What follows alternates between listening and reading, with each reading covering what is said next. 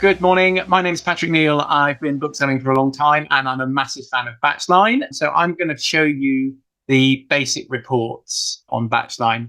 So you go to your back office menu and you go to reports, and it does take a few seconds to load.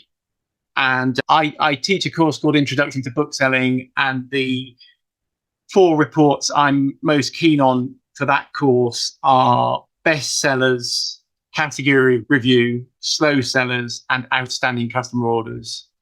Now, as you can see, there are a large number of tabs here, so I'm only going to give you an overview, but you really can get lots of information. And the important thing is that any report that you run, any time that you've spent with the report, you actually do something with it, you act on it, rather than just printing off lots of paper and then actually not doing anything with it. And that's why I'm going to just give you the overview. So if we start with stock reports at the top, the selected stock means you can choose and look at the performance of any stock in your shop. That's obviously really, really useful. I want to go down a rabbit hole already because I'm really excited, because you may not know about location, and you can create your own locations within the shop. That could be a table or a particular bay, and you could give those books that location, and then you can see the performance of that particular location. So sorry, I've already digressed, but I will now leap straight back to my important reports, which are bestsellers or top sellers. And this is obviously a very straightforward report. You choose how many you want, and you choose by volume or value. I'm going to go by volume, and I always choose all, but you can choose for the binding, but you can choose hardback or paperback or other. And I will choose all categories, and those are your shop categories that you have chosen. And then you choose the time period. So if we just do the bestsellers since the 1st of January for my shop, I always click on preview, and then I can look at it and decide whether or not I want to print it. And there you are. And there is my top seller report for this, for so far this year. And A Shining was our book club book. So it's no surprise that was our top seller. And yeah, you can then check your stock and check that you've got appropriate stock for those. So obviously a bestseller is a really, really important report for your shop to make sure you've got the right stock levels for that. I'm then going to take you straight on to category performance. Now, this is an overview of your whole shop, and this is to see which categories are making you money and maybe which categories are losing you money. You probably really do need a year's data to get the best from this. And just because you do, so you've got the time periods here, and you can do it by BIC categories, which is the international standard categories, but I would imagine you'd want to choose your own shop category. And then same again, you click on preview. If this will take a while to run because it's calculating all that data for the year. And I hope you already know about stock turn, but the most important value for this, I'm not going to spend a lot of time on this because I'm probably out of embarrassment. I don't want you to see how some of my categories are performing, but stock turn is obviously the really important value, and we'd like to aim for a stock turn of 6.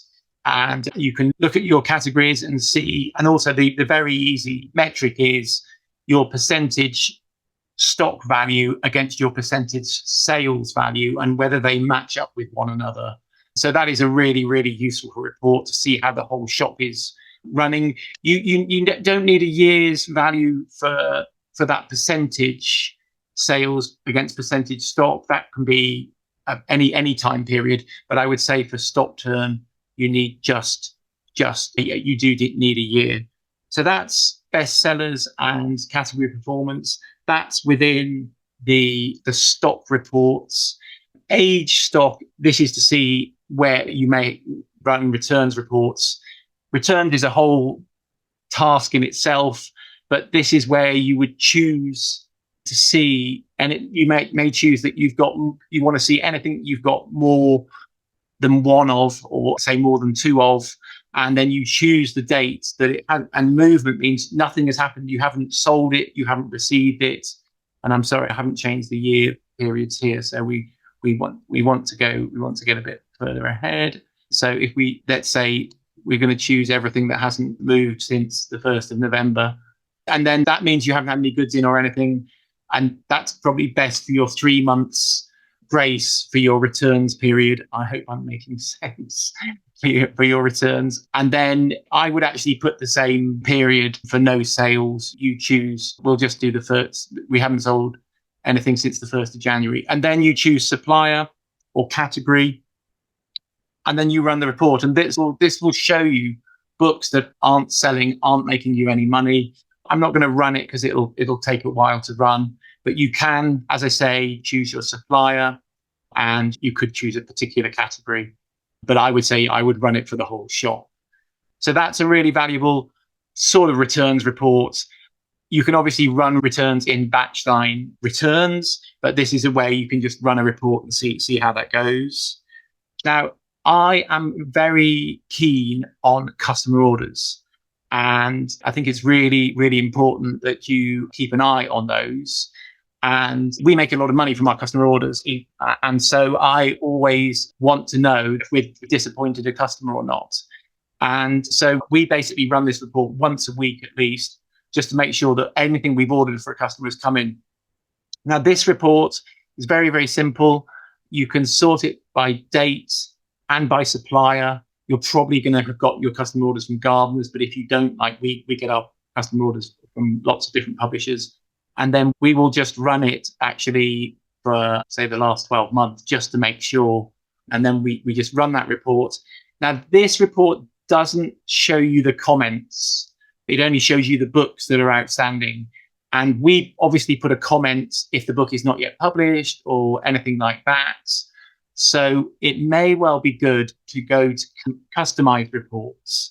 And I know that Batchline within customized reports have got a customer order, outstanding customer order with comments. So where is it? There we go. Customer orders with comments. It's exactly the same report. So we'll just do a quick report. And actually, I wouldn't do today because we haven't had our delivery yet from gardeners. So I would do the previous day because you don't want to, obviously, the things that are coming in today, you don't want to be bothered with those. But there you go. You run this report. This is much more valuable because if a book isn't coming tomorrow, we put a comment so that we're always ready for the customer. And so we've got answers. If the customer rings or says, "Where's my book?" we should have an up-to-date comment that explains that.